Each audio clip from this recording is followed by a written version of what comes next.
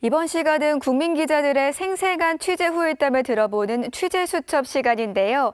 방금 보신 노인보호구역 보완대책 리포트를 취재한 박혜란 국민 기자와 이야기 나눠보겠습니다. 안녕하세요. 네, 안녕하세요. 네, 먼저 노인보호구역은 어떤 취지로 만들어진 건가요? 네, 노인보호구역은 교통약자인 어르신들을 교통사고 위험에서 보호하기 위해 지정된 구역을 말합니다. 지난 2008년부터 시행되고 있는 제도인데요. 어린이 보호구역을 스쿨존이라고 하듯이 노인보호구역을 실버존이라고 부릅니다. 네, 그럼 어떤 곳이 노인보호구역으로 지정돼 있나요? 네, 양로원을 비롯해 경로당 그리고 노인복지시설 주변이 지정돼 있는데요. 어르신들이 많이 다니시는 시설 주변이라고 보시면 됩니다. 지난해 말 기준으로 전국에 모두 2,600여 곳이 지정돼 있습니다. 네, 어린이 보호구역에서는 주정차도 금지되고 제한 속도를 위반하면 과태료를 물어야 하는데 노인 보호구역에도 이런 법적 규제가 적용되는지 궁금합니다. 네, 결론부터 말씀드리면 똑같이 법적 규제를 받습니다. 주정차가 금지돼 있고요. 시속 30km 이하로 서행을 해야 합니다. 또한 가급적 경적은 울리지 않도록 금지돼 있습니다.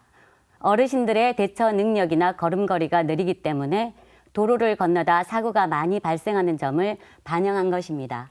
네, 그런데 이번에 직접 노인보호구역에서 차량 속도를 측정해 보셨는데 잘 지켜지지는 않는 것 같죠? 네, 제가 스피드건으로 여러 곳에서 차량 속도를 재봤는데요. 모두 제한 속도를 넘었습니다. 제한 속도가 30km인 곳에서 10km 이상 빨리 달렸고요. 왕복 6차선인 한 노인보호구역은 제한 속도가 50km인데 이곳 역시 차량들이 이를 지키지 않았습니다. 일일이 단속을 한다면 모를까 운전자 양심에 맡길 수밖에 없는 실정입니다. 노인보호구역에서 법적 규제를 지키지 않으면 어떤 불이익을 받게 되나요? 네, 앞서 말씀드린 대로 주정차 금지나 제한 속도 등을 위반하면 일반 도로보다 과태료가 2배까지 더 많이 부과됩니다. 적용 시간은 휴일이나 공휴일 관계없이 오전 8시부터 저녁 8시까지라는 점 운전자분들이 알아둘 필요가 있습니다.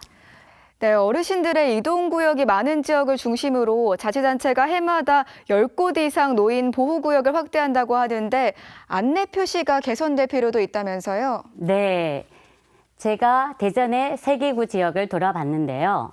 전봇대에 설치된 노인보호구역 표지판이 가로수에 가려서 잘 보이지가 않는 곳이 있었습니다. 또 어떤 곳은 도로에 페인트로 노인보호구역 글씨를 써놨지만 오래된 탓인지 희미해지는 바람에 운전자들이 알아보기 힘든 상황입니다.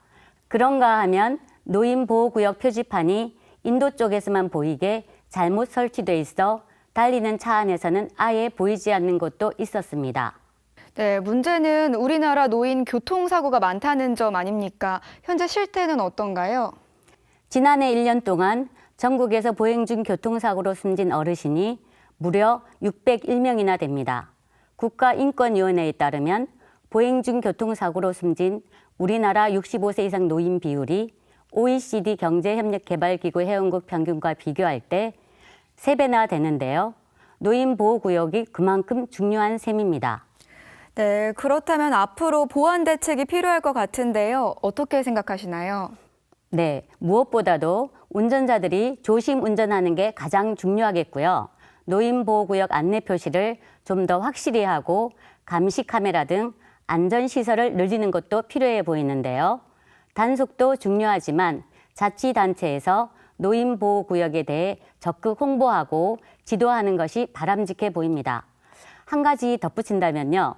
어린이 보호구역처럼 내비게이션에 노인보호구역 위치도 나오게 하면 좋지 않을까 생각됩니다.